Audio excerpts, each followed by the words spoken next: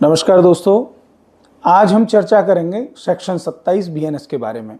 Section 27 कहता है कि यदि 12 वर्ष से कम आयु के बच्चे या विकृत व्यक्ति के लाभ के लिए उसके अभिभावक की सहमति से सद्भावना यानी गुड फेथ में कोई कार्य किया जाता है तो वो अपराध नहीं माना जाएगा। अब एग्जाम्पल से इसको समझते हैं कि मान लीजिए किसी बच्चे को की जान बचाने के लिए डॉक्टर को तत्काल उपचार करना पड़ता है और उपचार के दौरान उस सामान्य हानि हो जाती है। यदि यह कार्य बच्चे के हित में और सद्भावना से किया गया है तो यह अपराध नहीं होगा।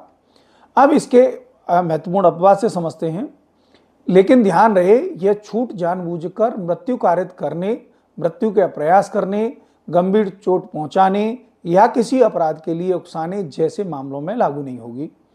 अब इसके हम कंक्लूजन की बात करते हैं। इस प्रकार धारा 27 का उद्देश्य बच्चों और विकृत व्यक्तियों के हित में सद्भावना से किए गए कार्यों को कानूनी संरक्षण प्रदान करना है। इसका उद्देश्य और कारण धारा 27 यह उपबंध करने के लिए है कि कोई बात अपराध नहीं है जब संरक्षक द्वारा या उसकी सम्मति से शिशु या उन्मत्त व्यक्ति के फायदे के लिए सद्भाव पूर्वक किया गया है। इस धारा के लाभ की प्राप्ति हेतु यह साबित किया जाना आवश्यक होगा कि कार्य 12 वर्ष से कम आयु वाले बालक के हित के लिए किया गया था। अब इसको हम जो एक केस लॉ से समझते हैं। नंदू AIR 1935 इलाहाबाद 916।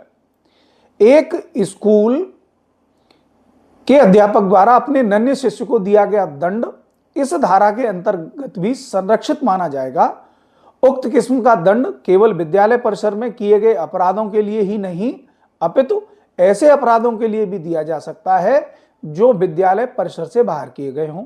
किंतु स्कूल के लंबे अवकाश की दशा में यदि बंदी नियमित छुट्टी के अनुक्रम में है तो नन्हे शिष्य को दंडित नहीं किया जा सकता।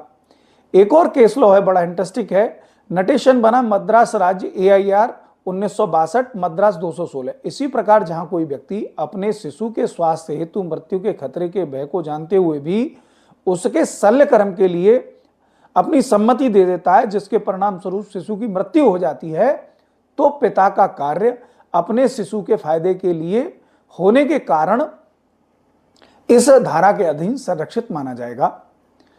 अगर ये जानकारी आपको उपयोगी लगी हो तो चैनल को सब्सक्राइब करें, वीडियो को लाइक करें और ये जानकारी अपने दोस्तों में साझा करें।